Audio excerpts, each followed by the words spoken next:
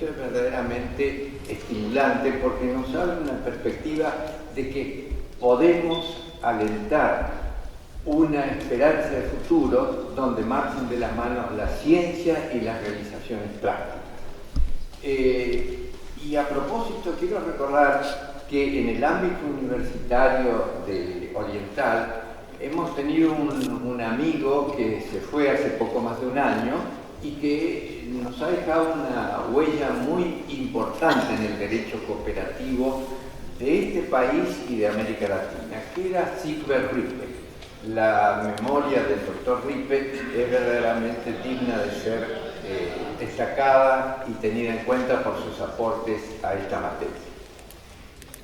Me toca hablar brevemente, porque las exposiciones de fondo las van a hacer los colegas que me sucederán, sobre el Congreso Continental de Derecho Cooperativo, reiteradamente mencionado en la apertura de esta jornada, que se va a realizar en el mes de noviembre en San José de Costa Rica. Y la referencia al Congreso en este ámbito no es ociosa, porque este Congreso está conmemorando lo que podemos casi denominar como la fundación moderna del derecho cooperativo continental. Hace 50 años,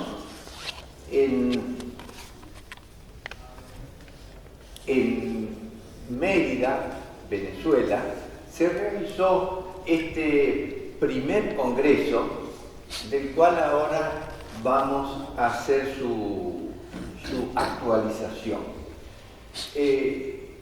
Para contextualizar la cuestión, me interesaría mencionar brevemente cómo se ha ido desarrollando el derecho cooperativo en nuestro continente. Y podemos hacer algunas etapas que van marcando su desarrollo hasta el momento actual. En primer lugar, el derecho cooperativo nació simplemente como una manifestación de la legislación, es decir, no había una reflexión teórica acerca de la materia, sino simplemente un estudio de las leyes que regían la actividad, la organización y la actividad de las cooperativas. Estas primeras leyes aparecen en nuestro continente en los códigos de comercio de México y de Argentina sancionados en 1889. Pero a partir de allí se inicia una etapa que podemos llamar de desarrollo, que va desde 1920 en adelante, con la aparición de una serie de leyes en distintos países, especialmente las leyes de Colombia, de Chile, de Argentina, también la nueva ley mexicana, que van marcando un proceso que avanza sobre la mejor regulación de estas actividades. Y luego, la etapa de un impulso decididamente gubernamental a la promoción de las cooperativas, que se inaugura en la segunda posguerra, cuando la Organización de los Estados Americanos lleva adelante una intensa actividad de promoción y desarrollo de las cooperativas a través de la Secretaría, que era la Unión Panamericana, que tenía una sección de cooperativas. Esta sección de cooperativas hizo una tarea muy eficaz promoviendo la legislación cooperativa en numerosos países del continente, concebida esta como una forma de promoción, de incentivo de las cooperativas. Incentivo, obviamente, que realizaba el Estado para que estas entidades surgieran y se desarrollaran. Es también la etapa en que las reformas agrarias se fueron cristalizando en distintos países y se consideró que las cooperativas agrarias eran la manera o una de las maneras más eficientes para instrumentar estas reformas. Esta etapa llega hasta el año 1970 y ahí podemos decir que aparece verdaderamente el nacimiento del derecho cooperativo moderno en nuestra región. Esa etapa está marcada, en primer lugar, por la realización de ese primer Congreso Continental de Derecho Cooperativo que tuvo lugar, como lo recordamos, en Venezuela hace 50 años, y también por una intensa renovación de la legislación cooperativa que se fue produciendo a continuación en distintos países del continente y que llega, por cierto, hasta nuestros días.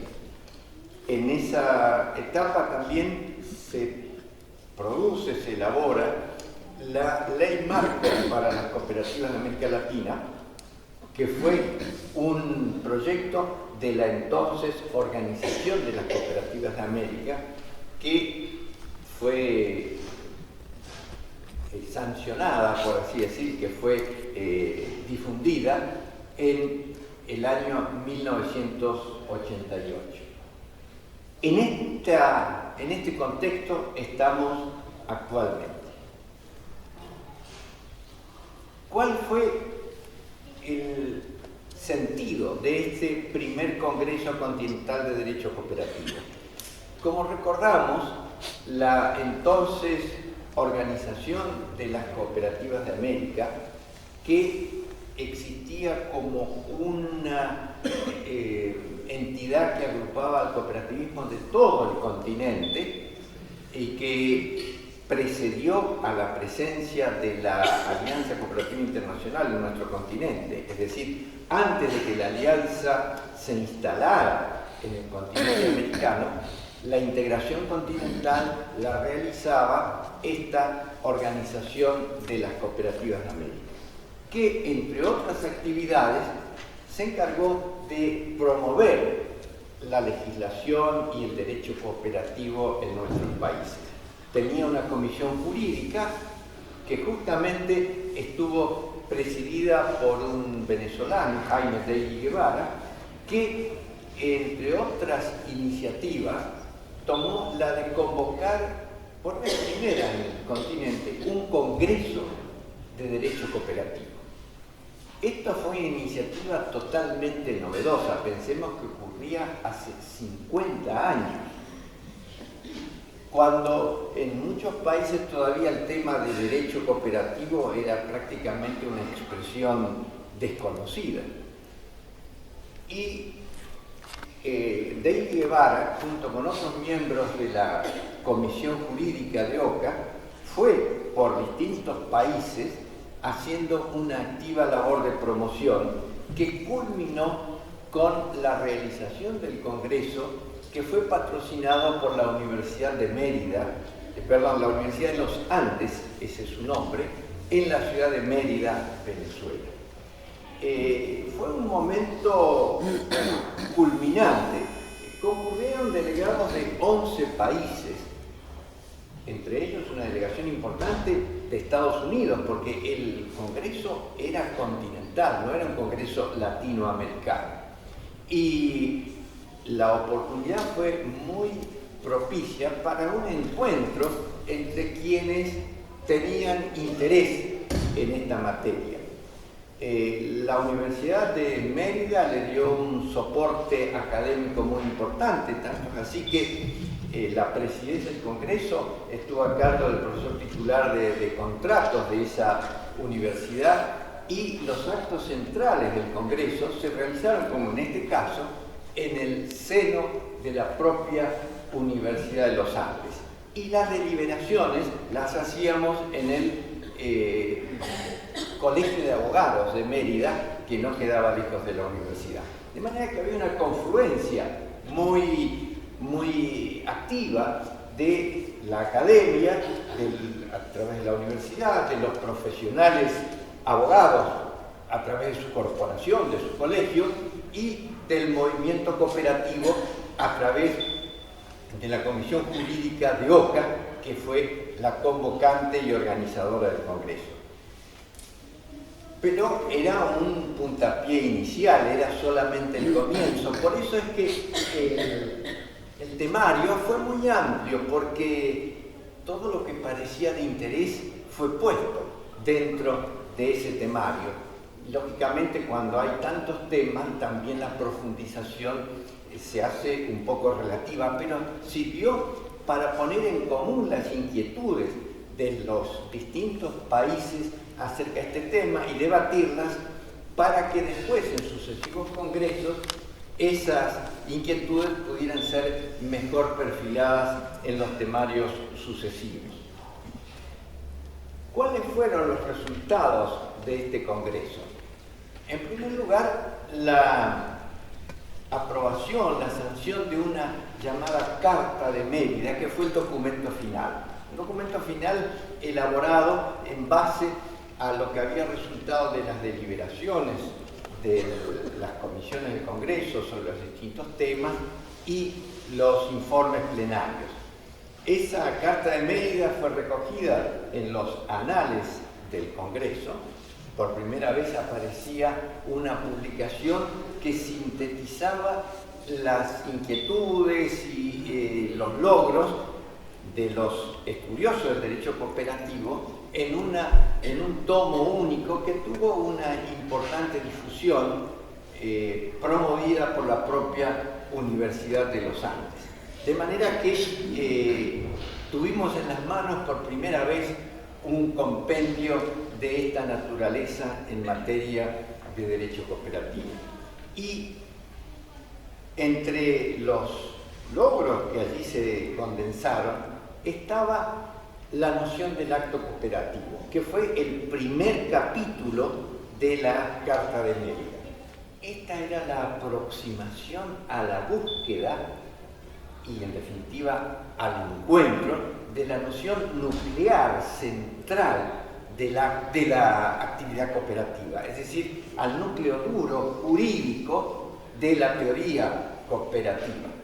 Y nos sirvió esta reflexión para que de ahí en adelante pudiéramos ir haciendo sucesivas reflexiones, porque por primera vez se había puesto la mano sobre una cuestión que era transversal a todas las cooperativas. El acto cooperativo era el sentido jurídico de la cooperación en cualquiera de sus manifestaciones. Esto es un logro realmente excepcional. Es decir, bueno, esta es la esencia de la cooperativa. Este es el acto propio, intransferible y no confundible de la actividad cooperativa frente a toda otra actividad económica o social. Esta noción del acto cooperativo a la que nos aproximamos a través de la Carta de Mérida tuvo un impacto muy significativo, porque poco tiempo después, Mérida fue en noviembre del 69 y en diciembre del 71 se sanciona en Brasil la ley 5.764, que por primera vez incorpora la noción de acto cooperativo en un cuerpo normativo. El artículo 74 de esa ley da la noción de acto cooperativo, que recibe así su bautismo dentro de la legislación continental de la materia. Esta recepción legislativa, recuerdo que cuando volvíamos de Mérida, pasamos por Brasilia. En Brasilia se estaba trabajando en ese momento, estaba el gobierno militar y estaban trabajando en una ley de cooperativas que la impulsaba la recién nacida OCB, y había un brillante jurista del sur de Río Grande, Walter Franke, que estaba trabajando en ese tema, y se conversó de este tema. Y José de Campos Melo, que era el superintendente de la OCB, jurista también, estaba empeñado en esta cuestión, y esto se trasladó a la nueva ley de cooperativa de Brasil, todavía vigente.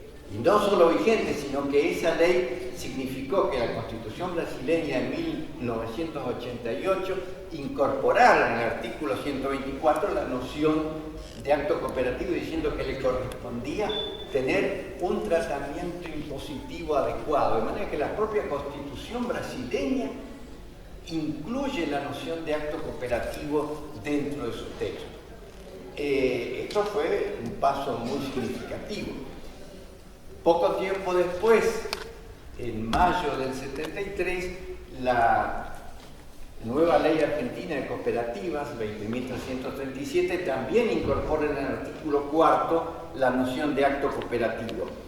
Y así se va expandiendo progresivamente a numerosos países del continente, de manera que podemos decir que este núcleo significativo inicial que fue alumbrado en Mérida se irradia en la legislación cooperativa del continente.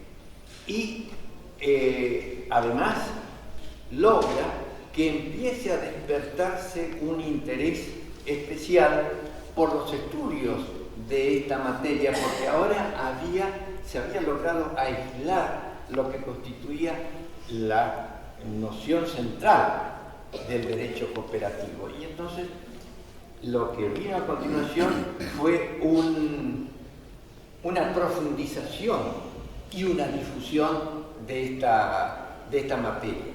Y los sucesivos congresos que se realizaron, que tuvieron lugar en San Juan, Puerto Rico, en 1976, en Rosario, Argentina, en el 86, y en Brasilia, en 1992, estos tres convocados todavía por la Organización de las Cooperativas de América, incluyeron también el tema del derecho del acto cooperativo para ir ahondando en su significado y en su aplicación en las distintas manifestaciones cooperativas.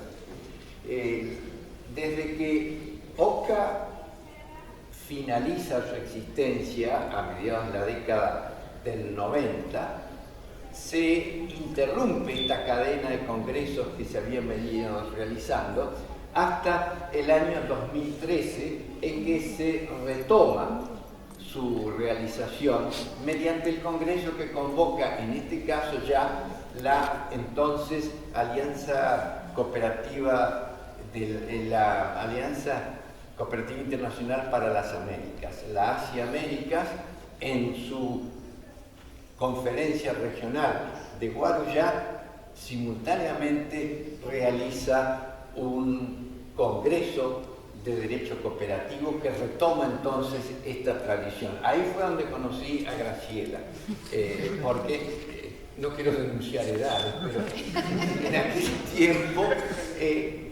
nos encontramos otra vez en esta línea de trabajo. Y esto significó una nueva etapa que volvió a despertar gran interés en el movimiento cooperativo continental. Tanto es así que en el mismo Congreso de Guarujá presentamos el Manual International Handbook of Cooperative Legislation, el Manual Internacional de Legislación Cooperativa, que lamentablemente está publicado solo en inglés y que recopila la legislación cooperativa sistematizada, organizada, etcétera, de más de 30 países de todos los continentes. Eso significó también que, con la presencia de los organizadores, de los coordinadores de este manual en la presentación del libro, la acción continental americana en materia de derecho cooperativo se proyectara internacionalmente. Y después del Congreso de Guarujá hicimos el último de los que hasta ahora se han realizado, que tuvo lugar precisamente en esta ciudad de Montevideo en 2016, coincidiendo con la cumbre cooperativa que Cooperativas de América realizaba en esa oportunidad en Uruguay. De manera que hubo una continuidad y una diversidad de lugares, porque se realizaron estos congresos en países del Caribe, en Centroamérica, en el sur.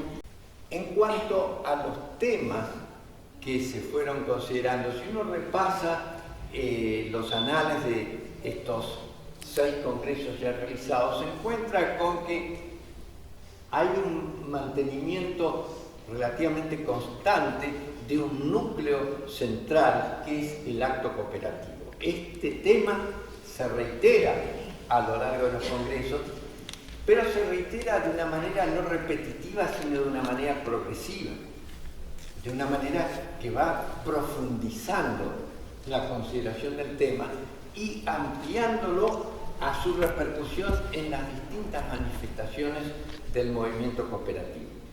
Esta es una constante de los temas, pero además hay una adecuación obvia a la realidad de cada momento. Por eso, en el Congreso de Brasilia del 92, el tema de las privatizaciones fue un tema central. El cooperativismo frente al proceso de privatizaciones que en ese momento, década del 90, estaba teniendo en los distintos países de la región.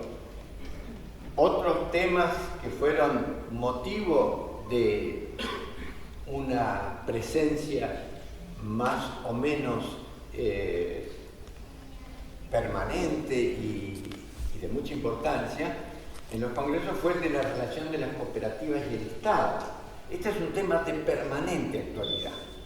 No hay manera de poder eludirlo, y eso va cambiando, porque van cambiando los regímenes políticos, las actitudes del Estado, los contextos de cada uno de los países, y entonces el tema de la supervisión, de la regulación de las distintas clases de cooperativas, el fomento, la constitucionalización de las cooperativas es un tema que ha sido presente también a lo largo de los congresos.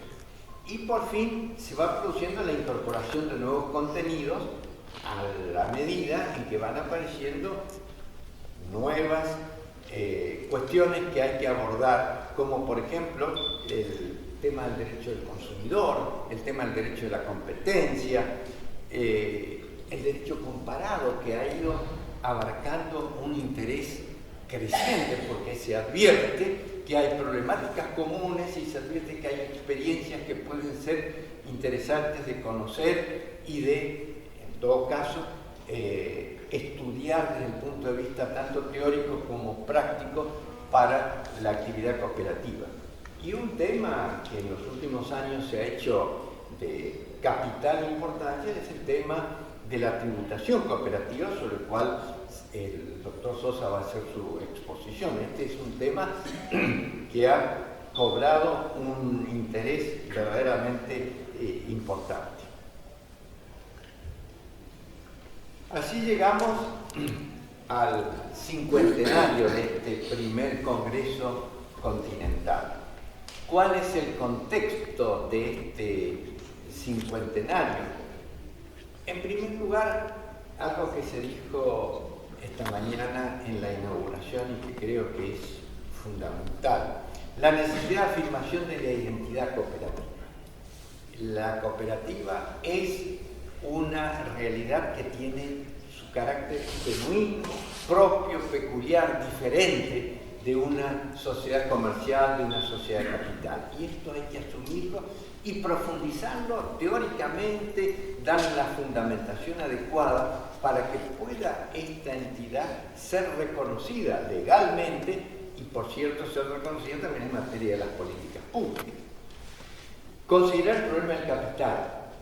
Crecientemente ha ido ganando importancia la cuestión del capital en las cooperativas y muchas veces sus alternativas y sus dificultades, el movimiento cooperativo están fundadas precisamente en una debilidad estructural en materia de capital. Entonces la reflexión sobre este tema es también de significativa importancia. El buen gobierno cooperativo, así como escuchamos del gobierno corporativo, que está, digamos así, de moda en el ámbito de la sociedad de capital, las cooperativas también tienen una necesidad del buen gobierno, pero cooperativo, no copiado de la corporate governance, que tiene otros objetivos, otras motivaciones, otras modalidades. El gobierno cooperativo tiene su lógica propia y esa es la que hay que profundizar. La relación con el Estado y el autocontrol, que es otro de los temas que da lugar a frecuentes controversias y aún a conflictos.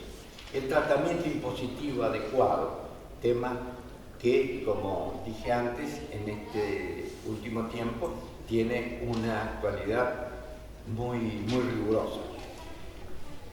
La profundización científica y la difusión, que los profesionales estén formados adecuadamente en materia cooperativa, y si no formados, por lo menos informados de lo que es una cooperativa.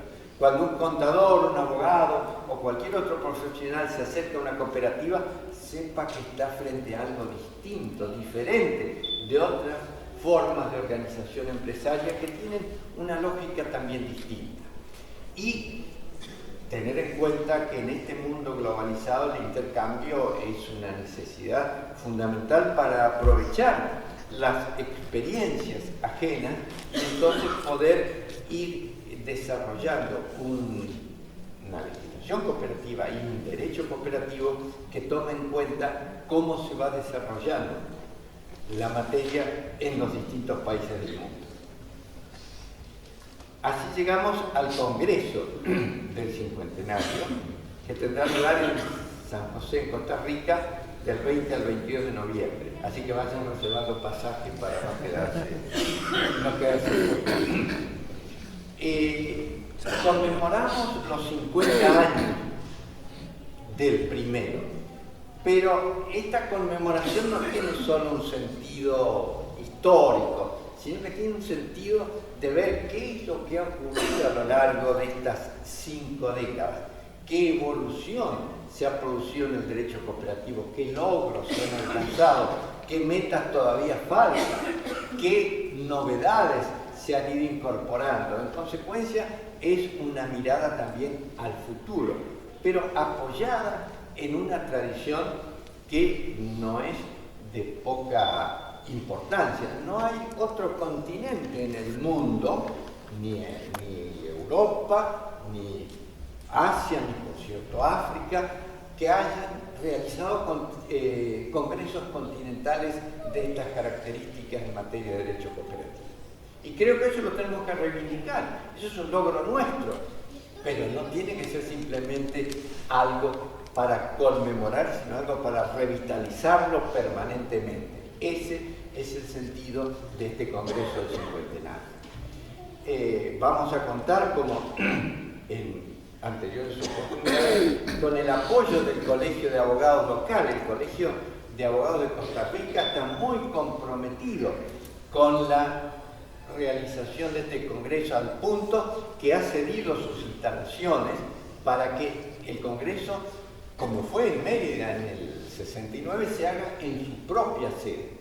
Y vamos a contar con el auspicio de las universidades de Costa Rica para que tenga nuestro Congreso el sello académico.